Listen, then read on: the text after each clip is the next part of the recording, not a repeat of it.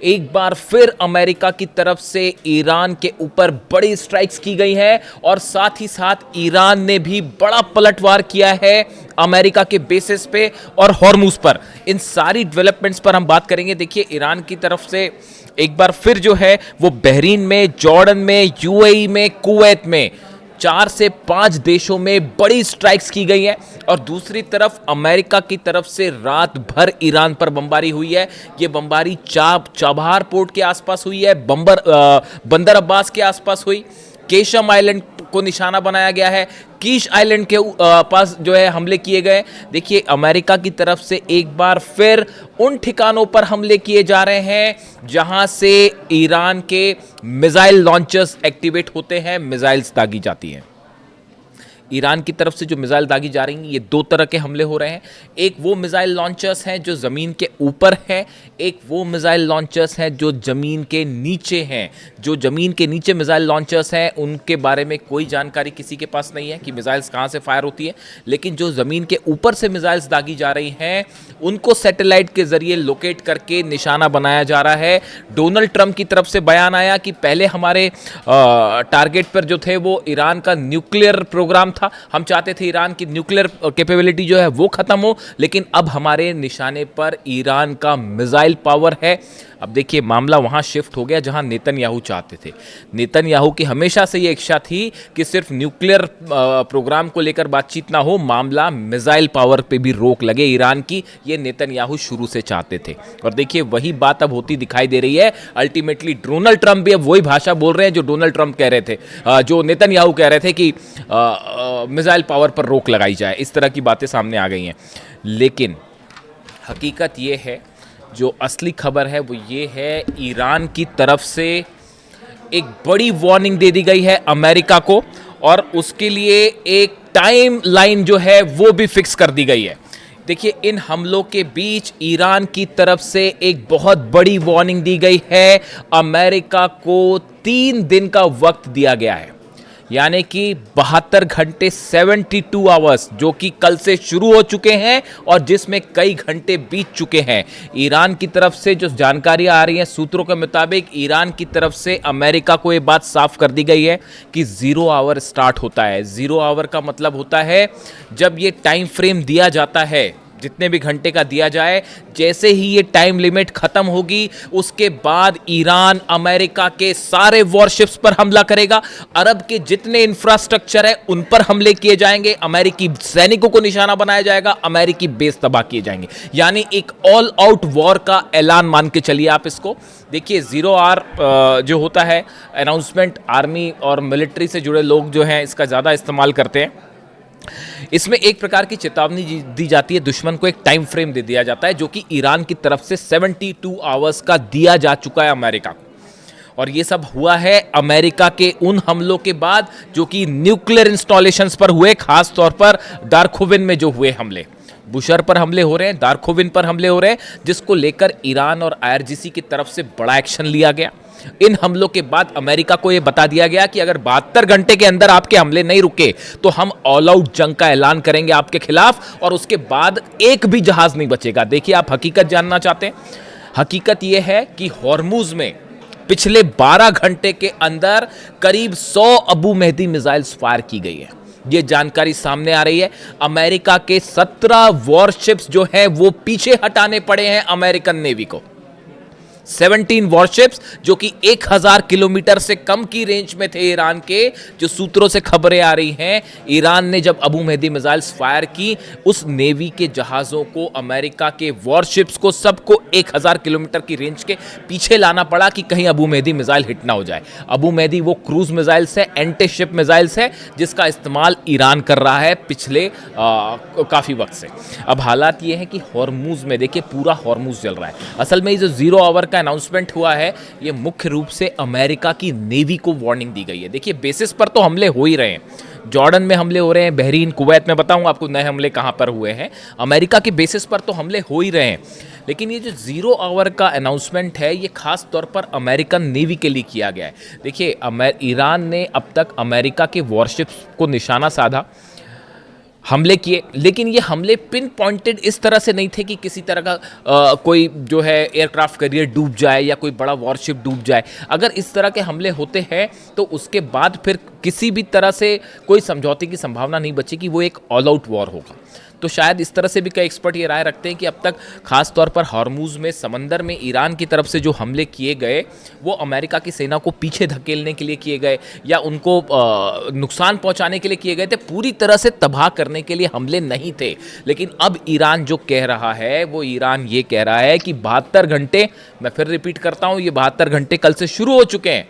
अगर इन 72 घंटे का जो टाइम फ्रेम दिया गया है, जिसे 0 आवर कह रहा है ईरान, कि अगर इस टाइम फ्रेम के बाद भी अमेरिका की तरफ से हमले जारी हुए तो नतीजा यह होगा जो 17 से 18 वॉरशिप्स खड़े हैं उन सब पर एक साथ मिसाइल्स दागी जाएंगी।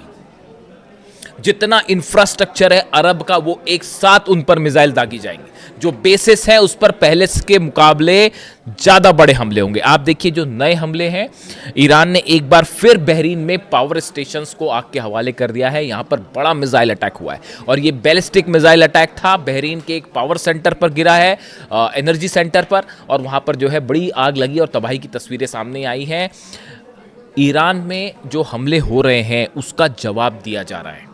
ये अमेरिका के हमले पहले न्यूक्लियर इंस्टॉलेशंस के आसपास हुए, अब मिसाइल साइट्स को निशाना बनाया गया, इसके बाद अब मामला एनर्जी सेंटर्स पर आ गया है। ईरान के एनर्जी स्टेशंस पर, फ्यूल स्टेशंस पर हमले शुरू हो चुके हैं।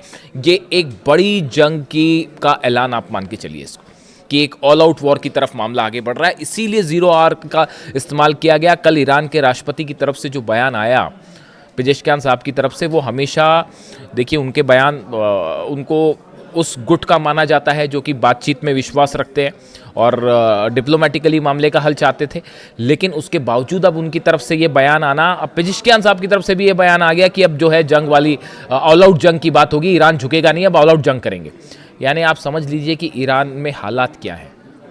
IRGC और अहमद वाहिदी साहब के हाथ में पूरा, मैं बार बार इस बात को दोहरा रहा हूँ, किसी तरह का कोई कंफ्यूजन रखने की ज़रूरत नहीं है। ईरान का हर फैसला इस समय अहमद वाहिदी ले रहे हैं, ईरान की सेना ले रही है। और ईरान की सेना का सिर्फ और सिर्फ एक अप्रोच है इस समय, खामेनी साहब के दुश्मनों से बदला लिया जाएगा। खामेनी साहब के दुश्मनों को किसी कीमत पर नहीं छोड़ा जाएगा। और ख़ास तौर पर ये जो हमले हुए इंफ्रास्ट्रक्चर पर, ईरान के अस्पतालों पर हमले हो रहे हैं, पानी के जो डिसैलिनेशन सेंटर्स हैं उस पर हमले हो रहे हैं। आप ईरान के लोगों को का पानी उनका ख़त्म करना चाह रहे हो। स्कूल पर हमले हो रहे हैं, अस्पतालों पर हमले हो रहे हैं, न्यूक्लियर पावर प्लांट पर हमले हो रहे हैं। उसका नतीजा ये है अमेरिका के बेस जल रहे हैं और अभी भी वो मिस्ट्री बनी हुई है। अभी तक कोई न्यूज़ चैनल या पत्रकार जो है वो इस बात को लेकर दावे नहीं कर रहा है कि उस 200 बंकर्स पे जो हिट 20 बंकर्स, 200 नहीं 20 बंकर्स जो हिट किए गए जॉर्डन के एक बेस पे, उस बंकर में कितनी कैजुअलिटी हुई है, वहाँ पर क्या क्या हुआ, क्या क्या तबाह हुआ, इसकी जानकारी अब तक सामने नहीं आई है। ये जानकारी जब सामने आएगी, 100 सैनिक घायल हो गए ये पिछले 4-5 दिन के अंदर। अमेरिका के 100 सैनिक घायल हुए हैं, ऐसी खबरें अमेरिका में छप रही हैं। कैजुअलिटी पता नहीं, कोई सच अभी एग्जैक्ट फिगर सामने नहीं है। बड़े हमले हैं। देखिए बहरीन में पावर स्टेशन जो है वो तबाह कर दिया गया। जॉर्डन में अल सॉल्टी बेस पर एक बार फिर बैलिस्टिक मिसाइल से हमला हुआ है और ईरान का दावा है यहाँ पर फिर से F-18 जेट्स का जो हैंगर है उसको तबाह किया गया है। इस तरह के दावे हैं। यानी जॉर्डन लगातार निशाने पर है। बहरीन और कुवैत से अपने जहाज पीछे खींचे गए थे जॉर्डन में कि वहाँ सुरक्षित रहेंगे, कोई सुरक्षित नहीं। वहाँ पर ईरान की मिसाइल्स ने जो है वो हाहाकार मचा रखा है। इसके अलावा UAE पर हमले शुरू हो गए हैं। देखिए UAE के रास अल खैमा जो इलाका है, यहाँ पर बताया जा रहा है कि करीब 6 धमाके हुए। 4 धमाके की खबर थी, अब वो 6 तक पहुँच गई है कि UAE के रास अल खैमा में 6 धमाके हुए हैं। इसके अलावा जो फुजेरा पोर्ट है उस पर भी धमाके की खबरें हैं। यानी UAE में भी अब हमले शुरू हो चुके हैं। ये मामला अब इसीलिए कहा जा रहा है, जो 72 घंटे का टाइम है, कि ये मामला वर्ल्ड वॉर की तरफ आगे बढ़ता दिखाई दे रहा है। क्यों कहा जा रहा है इसको वर्ल्ड वॉर को, इसकी भी बात करेंगे। कुवैत में एक बार फिर डिसैलिनेशन सेंटर पर फिर से पानी के ठिकाने पर हमला हुआ है। जो अपडेट आया है उसके मुताबिक मैंने आपको बताया हॉर्मूज में धमाके, हॉर्मूज में एक बार फिर से माइन फट गई। अमेरिका के जहाज़ ओमान वाले रास्ते से जो मना कर रखा है ईरान ने, वहाँ से पार करने की कोशिश कर रहे थे ज़बरदस्ती, उसको ईरान ने जो रास्ता दिखाया उसके अलावा पार करने की कोशिश, अब तो पार वार करने का कोई सवाल ही नहीं है साहब। हॉर्मुज़ इज़ क्लोज्ड, बंद है हॉर्मुज़, अब वहाँ से कोई भी जहाज़ निकलेगा तो यही अंजाम होगा। 2 माइन्स फिर से फटी हैं, 2 माइन पहले फटी थी, 2 माइन अब फटी हैं और जहाज़ के चीथड़े उड़ गए। ये वो माइन्स हैं जो कि ईरान ने बिछाई हैं, ये वो माइन्स हैं जिसमें कहा जाता है कि किम जोंग उन ने मदद की माइन्स देने में। परमाणु प्लांट पर ईरान के लगातार हमले हो रहे हैं। इस बीच देखिए बड़ी खबर आई है कि पुतिन ने किम जोंग उन से फ़ोन पर बात की है, इस तरह की सूत्रों से खबर है। देखिए नॉर्थ कोरिया की जो विदेश मंत्री हैं वो इस समय रूस के दौरे पर हैं। उन्होंने रूस के राष्ट्रपति से मुलाकात की और बताया जा रहा है कि ईरान के हालात को लेकर भी रूस के बीच में और नॉर्थ कोरिया के बीच में बड़ी चर्चा हुई है। वहीं चाइना की सऊदी से भी बात हुई है। चाइना की एक बार फिर कोशिश है कि किसी तरह से जंग जो है अब अगले कदम में ना बढ़ जाए वरना मामला बिगड़ जाएगा। सऊदी की जंग में एंट्री हो चुकी है, सीधे रूप से नहीं तो परोक्ष रूप से हो चुकी है। यमन ने ब्लॉकेड का अनाउंसमेंट कर दिया है कि अब सऊदी की पूरी तरह से घेराबंदी की जाएगी। आप समझिए इस बात को। रूस में बाबल मंदेव, रूस के विदेश मंत्री का बयान जो 2 दिन पहले आया था, उन्होंने ये कहा था कि अगर बाबल मंदेब बंद कर दिया गया तो पूरी दुनिया में हाहाकार मच जाएगा, ऑयल को लेकर हालात खराब हो जाएंगे, पूरी दुनिया की अर्थव्यवस्था चरमरा जाएगी। ये रूस के विदेश मंत्री का बयान था। तभी इस बार और उसके अगले दिन खबर क्या आती है कि हुती लड़ाकों ने ये अनाउंसमेंट कर दिया है कि सऊदी का ब्लॉकेट किया जाएगा। आप समझिए इस बात को। इस मामले में रूस इन्वॉल्व है। जहाँ जहाँ आप रूस के 120 से ज़्यादा ऑयल ठिकानों पर हमले हुए हैं पिछले, अगर आप 15 से 20 दिन की बात करें। और अब आप नतीजा देखिए, पूरा अरब जल रहा है।